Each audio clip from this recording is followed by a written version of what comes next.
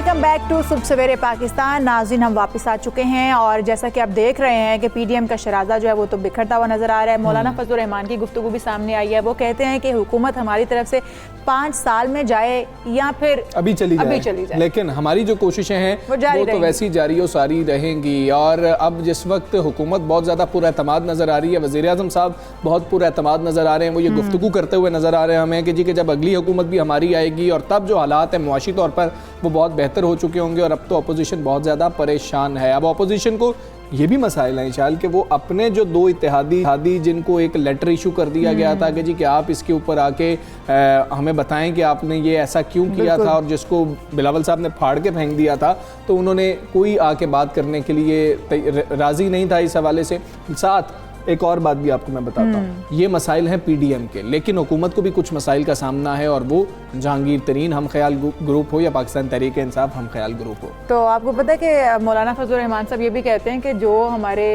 इत्तेहादी जो थे या जो हमारे रुकन जो थे वो जो गलती से गाड़ी से नीचे उतर गए हैं, उनको वापस जो है वो भी लाने के लिए वो कह रहे हैं कि उनको सोचना चाहिए कि गाड़ी से इस तरह चलती गाड़ी से उतर नहीं जाना चाहिए। ये वो अपनी पीडीएम इत्तेहाद की बात करें जो कि बिखरा और फिर अलग होती चली गई, बहुत सारी जमातें बीच में निकलती चली गई, जैसे कि पीपल्स पार्टी थी, पीएनपी थी, एएनपी थी। तो वो उन्होंने इसलिए कहा है, वो ये गुफ्तगू उनकी इस हवाले से थी।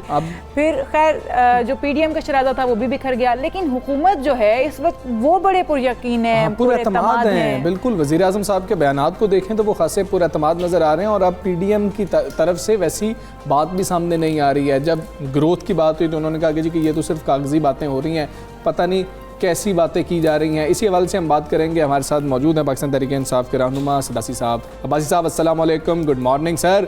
बहुत पुरएतमाद नज़र आ रहे हैं वज़ीर आज़म इमरान खान, जबकि पीडीएम का अब आप क्या हालात देख रहे हैं? कोई पीडीएम मौजूद भी है या आप सिर्फ अपनी जो है बका की जंग वो लड़ रहे हैं कि आपस में किसी तरह इकट्ठे हो जाएं? जी बहुत शुक्रिया। पीडीएम है, मौजूद है, लेकिन उनका जो इत्तेफाक और इत्तेहाद टूट रहा है बार बार, उसकी वजह है कि इमरान खान गवर्नमेंट जो है उनको पता है इसकी साख है, अवाम में इसकी जड़ें हैं, और इमरान खान एक उम्मीदों के मीनार हैं। इसकी वजह से जो कोई भी तहरीक उन्होंने कोशिश की है, अवाम ने उसको रद्द किया, अवाम नहीं निकली। अवाम निकलती है जब अवामी पैसे तहफ़्फ़ुज़ करना। उनको पता है कि पीडीएम में अक्सरियत जमातें वो हैं जिनके लीडरान पे 2-2 दर्जन केसेस हैं, और केसेस भी कोई छोटे छोटे नहीं है, अरबों की करप्शन, मनी लॉन्ड्रिंग, किकबैक के केसेस हैं, असासों के केसेस हैं। तो मैं नहीं ख्याल कि उनको इमरान खान साहब के मुकाबले में वो उनकी कोई अवामी मकबूलियत है कि वो खड़े हो सकते हैं। लिहाजा वो सारे अपना अपना जो आइंदा इलेक्शन है उसका हिस्सा बचाने के लिए सियासत में अलग अलग लड़ रहे हैं और अपने आप को एक दूसरे से अलग कर रहे हैं। पीपल्स पार्टी को पता है कि नवाज शरीफ का खड़ा होने की वजह से उनकी जो करप्शन है, वो जो मुख से भागे हैं, उसका भार इनको उठाना पड़ेगा। और नून लीग समझती है कि जरदारी साहब का जो इमेज है उसका भार ये उठा नहीं सकते पब्लिकली, लिहाजा ये तितर-बितर हो रहे हैं। अब्बासी साहब, ये पीडीएम के इख्तिलाफ हैं, ये तो समझ में आ रहे हैं। अगर देखें तो पीटीआई के अंदर हुकूमत के अपने अंदर इख्तिलाफात हैं। हम देखें तो 2 जमातें बन चुकी हैं, एक को तरीन ग्रुप कहा जा रहा है, दूसरे को पीटीआई हम ख्याल ग्रुप कहा जा रहा है। ये इख्तिलाफात भी तो देख रहे हैं आप। दूसरी तरफ हमारी लड़ाई अपोजिशन से और हमारी लड़ाई अपनी दोस्तों से एक ही बात पे है कि हम समझते हैं कि किसी ने भी करप्शन किया उसका एहतसाब होना चाहिए। तो जाहिर है दोनों हमारे कुछ दोस्त भी इस बात पे नाराज हैं कि एहतसाब हमारा ना हो, कईयों का और कुछ का ना हो। और इसी तरह अपोजिशन भी ये चाहती है कि नवाज शरीफ साहब, ये जरदारी साहब के बड़े लोग हैं, ये जो जेलें वेलें बनी है गरीब लोगों के लिए बनी है, और हमारे कुछ लोग समझते हैं कि जेलें बनी है ये सिर्फ अपोजिशन के लिए, हमारे पे केस न चलाए। लिहाजा हमारा कसूर एक ही है, जब अवामी पैसे का तहफ़्फ़ुज़ करना चाहते हैं उसमें कई अपने और कई शायद नाराज हो जाते हैं। ठीक है अब्बासी साहब, कोई अपने भी आपको जाते हुए नजर आ रहे हैं जेलों में? ठीक है, ये बात मेरे लिए कहना मुनासिब नहीं है या मेरे बस की बात नहीं है कि कौन जेल में जाएगा।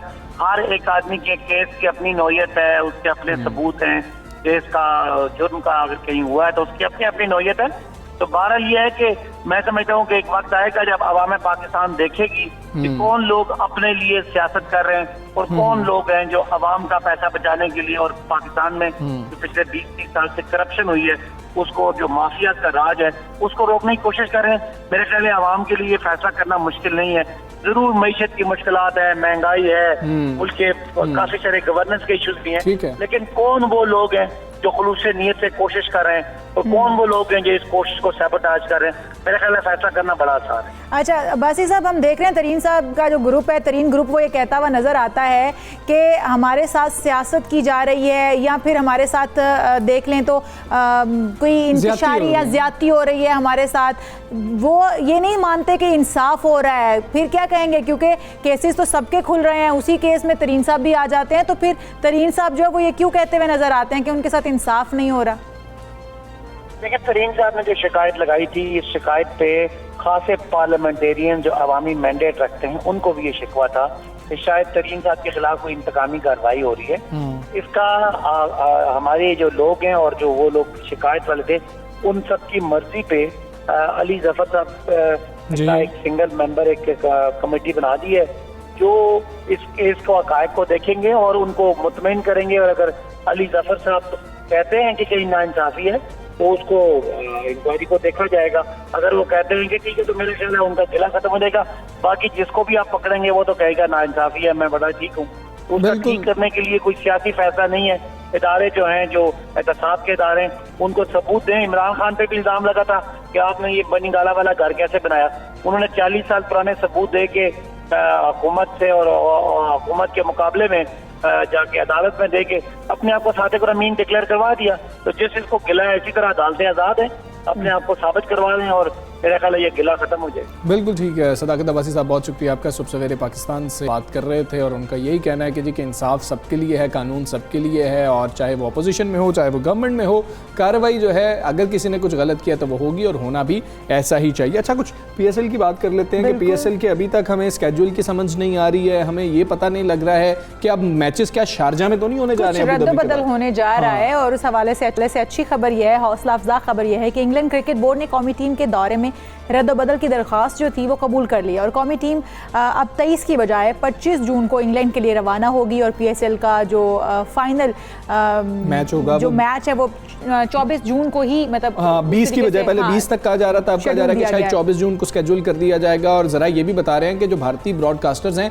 उनको इजाज़त तो मिल गई है, तो उनको अबू धाबी लेके जाया गया, लेकिन वहाँ से उनको होटल से निकाल दिया गया। उनको कहा कि जी कि नहीं, यहाँ पे अबू धाबी के जो रूल्स हैं उनके मुताबिक आप यहाँ पर नहीं रह सकते। फिर अब क्या सोचा जा रहा है कि जी के मैचेस को कहीं शारजा मुंतकिल कर दिया जाए कि वहाँ पर ये पाबंदी नहीं होगी। और आपको पता है उनको बैंड्स पहनाए गए हैं करंटीना के कि जी कि आप लोग क्वारंटीन में हैं, आप लोग मखसूस एरिया से बाहर नहीं निकल सकते हैं। बबल्स की ओर से आप बाहर नहीं जा सकते। अब ये 7 जून से हो सकता है, अभी भी हो सकता है कि इवेंट का आगाज हो जाए और फ्रेंचाइजीज के साथ इवेंट के 3 मुमकिन जो स्केड्यूल हैं वो भी शेयर किए गए हैं कि शायद हम इस तरह से जा रहे हैं। दूसरी जानिब अगर हम देखें तो इंटरनेशनल क्रिकेट काउंसिल के इजलास में चैंपियंस ट्रॉफी की बहाली की मंजूरी भी दे दी गई है और ये बड़ी अहम खबर है। ICC चैंपियंस ट्रॉफी 2025 से 2029 में खेली जाएगी।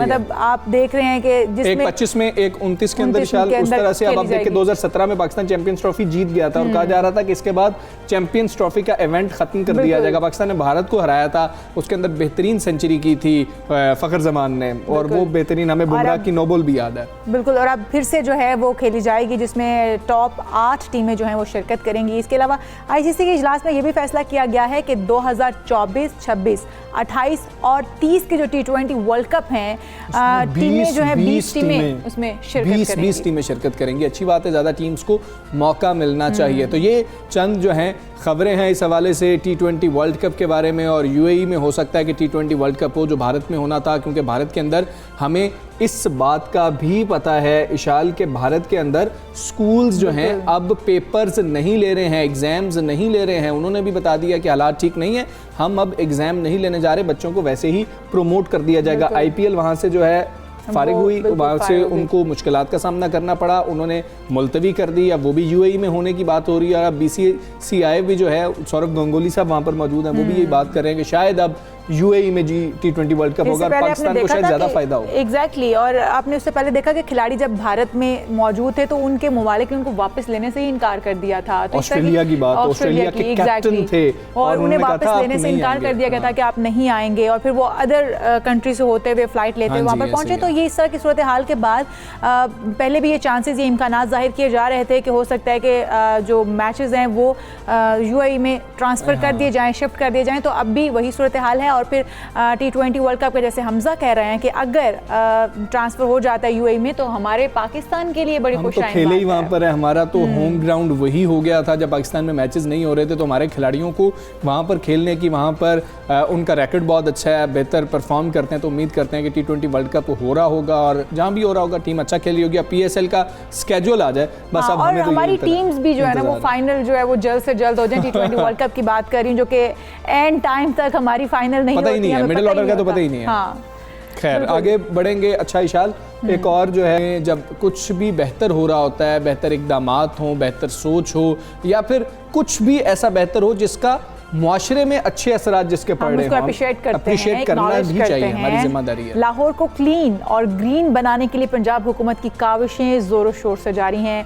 पंजाब हुकूमत के अर्बन फॉरेस्ट मंसूबे पर तेज़ी से काम जारी है, जिसमें यह है कि शहर में मजीद 30 मकामात पर मिवाकी जंगलात लगेंगे जिनका इफ्तिताह मॉनसून शजरकारी में किया जाएगा। हाँ जी, और PHA की जानिब से रवां बरस में जो है ये 80 मेवाकी जंगलात लगाने का टारगेट पूरा किया जाएगा और 50 मेवाकी जंगलात का इफ्तिताह रवां बरस जश्न बहारा में किया भी जा चुका है और मज़ीद जो है वो इस पे काम हो रहा है। ये क्या फ़ैसले हो रहे हैं, क्यों ऐसा किया जा रहा है, कैसे पूरा किया जाएगा, टारगेट्स हमारे हैं क्या, हमारे लाहौर को उससे क्या फ़ायदा होगा, फ़ज़ा को उससे क्या फ़ायदा होगा, ये जानना बहुत ज़्यादा ज़रूरी है। हमारे साथ मौजूद हैं यासिर गिलानी साहब, चेयरमैन PN साहब। अस्सलाम वालेकुम, गुड मॉर्निंग जी। बहुत शुक्रिया। कैसे हैं आप सर? ये क्या फ़ैसले कर रहे हैं, क्या आपके पास प्लान है, फ़ायदा क्या होगा?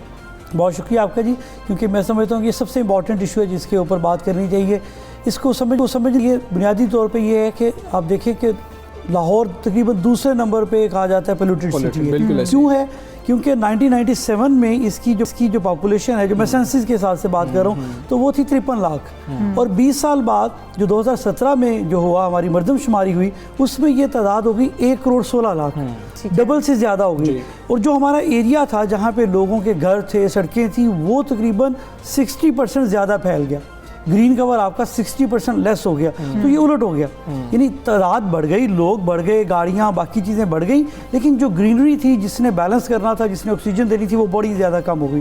तो जब PTA की गवर्नमेंट आई, इमरान खान साहब ने हमें यहाँ पे जिम्मेदारी दी, तो हमने 3 बड़े फैसले किए। अच्छा। नंबर 1 ये किया कि हमने पॉलिसी शिफ्ट की कि हम बजाय इसके कि हम सिर्फ अपने डेकोरेटिव और बाहर से इम्पोर्टेड प्लांट्स लगाएं, हम पूरी की पूरी पॉलिसी शिफ्ट कर दी कि हम अपने देसी इंडिजिनस ट्रीज लगाएंगे। ठीक है। जो देसी ट्रीज हैं, एक तो वो ज़्यादा तेज़ी से बड़े होते हैं, यहाँ पे रेजिस्टेंट जो हमारा एनवायरनमेंट है उसके मुताबिक, माहौल के मुताबिक होते हैं, उनका फैलाव ज़्यादा होता है, वो फॉलेज उनका ज़्यादा होता है, ऑक्सीजन ज़्यादा देते हैं। अच्छा, मेवाकी जंगलात जिनकी बात हम कर रहे हैं वो भी ये देसी जो पौधे होंगे वही उसमें लगाए जाएंगे? एग्जैक्टली। मेवाकी जंगल में अब है क्या, दूसरा ये था कि हमने ज़्यादा से ज़्यादा ट्रीज लगाने थे और तीसरे पॉइंट में आ जाता मियावाकी, क्योंकि बड़ी तेज़ी से ये एडवर्स इफेक्ट हुआ था। तो हम कोई ऐसी चीज़ सोच रहे थे कि कोई क्या ऐसा तरीका है कि दरख्त ज़रा तेज़ी से बड़े हो जाएं। तो उसके ऊपर फिर जब हमने रिसर्च की और दुनिया में चल रहा था, डॉक्टर अकीरा मियावाकी हैं, एक जापानीज बोटेनिस्ट हैं, उन्होंने एक स्टडी दी कि आप अपने एनवायरनमेंट के अंदर, छोटी जगहों के अंदर जहाँ पे कमर्शलाइजेशन ज़्यादा हो गई है,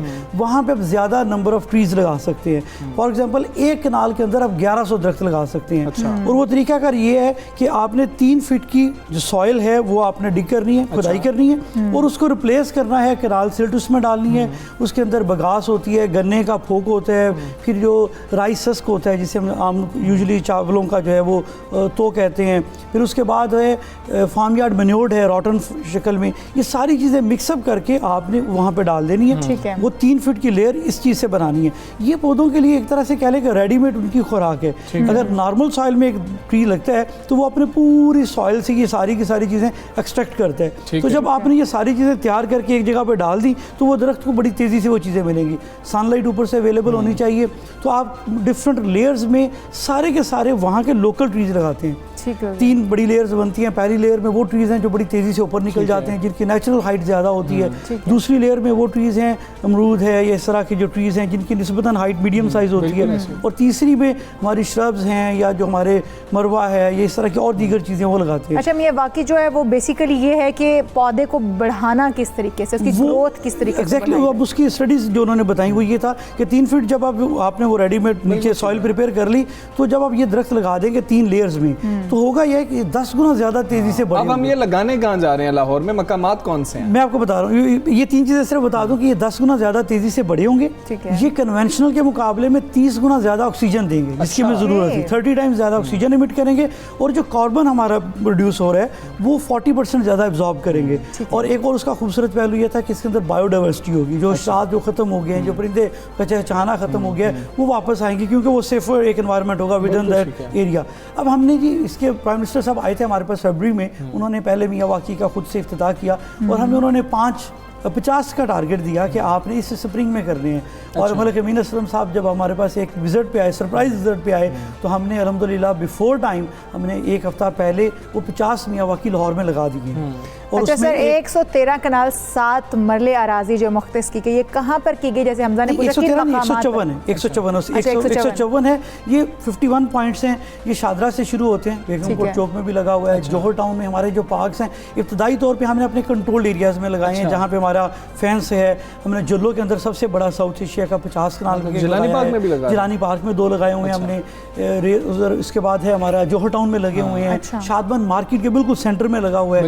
लिबर्टी का सबसे पहला हमारा पायलट प्रोजेक्ट था, उसके बाद हमने ये डिसाइड किया। तो ये अक्रॉस द सिटी बहुत सारे पायलट प्रोजेक्ट सर कैसा रहा है आपका? उसी की बेस के ऊपर देखें, अगर आप उसकी इमेजेस अगर आप देखें, वहाँ पे जो पहले वाला था और 1 साल बाद वाला था, पहले वाला बिल्कुल आपको ड्राई लग रहा है वहाँ पे, क्योंकि गाड़ियाँ खड़ी होती हैं, धुएं, और अब जो है वहाँ पे वो सारी की सारी ग्रीनरी हो रही है। तो उसका बड़ा अच्छा इम्पैक्ट आया। उसी के बाद से हमने ये फैसला किया, शादमान में वज़ीर आला पंजाब उन्होंने खुद से इफ्तिताह किया था, तो अब उसको रेप्लिका हमने किया, और ये 51 हम लगा चुके हैं। अब इस मानसून में हमारी कोशिश है कि हम 25 से 30 मजीद लगाएं, और इंशाल्लाह वो भी लगा लेंगे। वो भी हम कोशिश करेंगे कि, क्योंकि आपको पता है कि शहर में जगह बहुत कम मिल रही हैं, गवर्नमेंट की प्लेसेस वैसे भी कम है, तो हमारी पहली कोशिश तो यही है कि हम अपने कंट्रोल्ड एरियाज़ में, जहाँ हमारा माली है, जहाँ फेंस है, जहाँ प्रॉपर वाटरिंग कर सकें। क्योंकि इसके अंदर एक और बड़ी इंटरेस्टिंग चीज़ है कि 3 साल तक आपने इसको करना है, देखभाल करनी है। उसके बाद ये सेल्फ सस्टेनेबल है, आपको इसकी केयर की ज़रूरत नहीं है, क्योंकि वो अच्छी तरह से अपनी जड़ पकड़ जाते हैं और फिर वो बहुत तेज़ी से डेवलप करते हैं। और ये मैं समझता हूँ कि इको बैलेंस जो है हमारे लिए बहुत ज़रूरी है।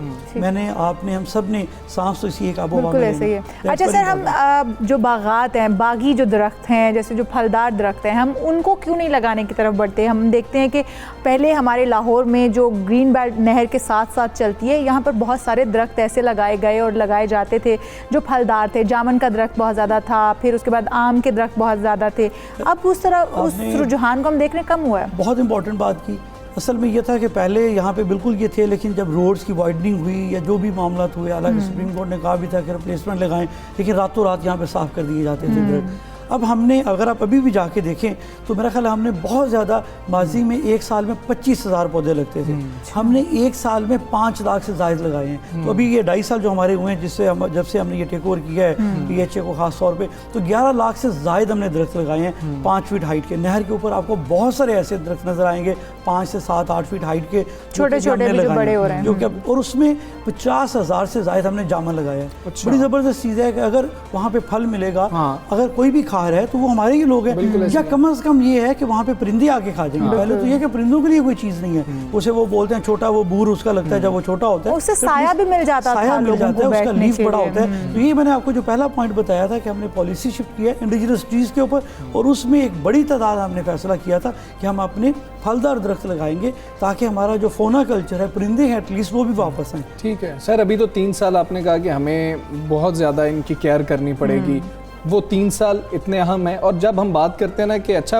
हुकूमत ने एक मंसूबा लगाया, फ़लाँ अथॉरिटी ने एक मंसूबा लगाया, फ़लाँ इंतज़ामिया ये काम कर रही है, तो हमें रात से अगले रोज़ जो है ना उसके समरात चाहिए होते हैं। ज़रा ये बता दें कि हमें समरात कब तक मिलेंगे? हम तो कोशिश कर रहे हैं, आपने सुबह उठ के या अभी दोपहर को या शाम में नहीं पूछ लेना कि भाई कोई फ़ायदा ही नहीं हुआ, पौधे बड़े कितने हो गए। बहुत अच्छी बात भी देखें, ये तो बिल्कुल सेम एक नेचुरल प्रोसेस है ना, कि एक बच्चा है जब उसने ग्रो होना है तो उसको टाइम लगता है, आहिस्ता आहिस्ता वो अपने बचपन से आगे जाएगा। लेकिन ये एक टेक्निक थी, हमने इसीलिए इसको अडॉप्ट किया ना, दुनिया के अंदर वर्ल्ड इकोनॉमिक फोरम ने इसको वेट किया मियावाकी टेक्निक को कि ये 10 टाइम्स ज़्यादा तेज़ी से बड़े होते हैं। सो हमने फौरी तौर पे शिफ्ट किया, और प्राइम मिनिस्टर साहब ने भी हमें टारगेट दिया, तो इसीलिए किया क्योंकि लाहौर को बड़ी तेज़ी से ज़रूरत है। तो हमने उसकी तरफ चले गए कि जो ट्रीज़ ज़्यादा तेज़ी से बड़े हो सकते हैं। हमने उनका रेडीमेड मीडिया, उनकी खुराक वहाँ पर तैयार करके दी, हालांकि वो थोड़ा सा कॉस्टली है, लेकिन हमने वो प्रिपेयर किया क्योंकि लाहौर की बका के लिए बड़ा ज़रूरी था। तो इंशाल्लाह अगले 2-3 सालों के अंदर आप देखिएगा इसका बड़ा पॉजिटिव इफेक्ट आएगा। बिल्कुल ठीक है गिलानी साहब, बहुत शुक्रिया आपका। सबसे पाकिस्तान पाकिस्तान का आप हिस्सा बने, आप यहाँ पर आए। ये बड़ा अच्छा काम है कि जिससे हमें फ़ायदा होगा, पूरे लाहौर को फ़ायदा होगा। जब पूरे पाकिस्तान के अंदर ये काम हो रहा है तो पाकिस्तान को फ़ायदा होगा। ख़ास तौर पे हम देखते हैं कि यहाँ पर स्मोक के जो मसाइल हैं, उम्मीद करेंगे कि आने वाले सालों में वो नहीं होंगे। बहुत शुक्रिया गलन साहब, आप यहाँ पर आए। हम यहाँ पर एक ब्रेक ले लें, ब्रेक के बाद वापस आएंगे। आप कहीं मत जाइएगा, स्टे विद अस।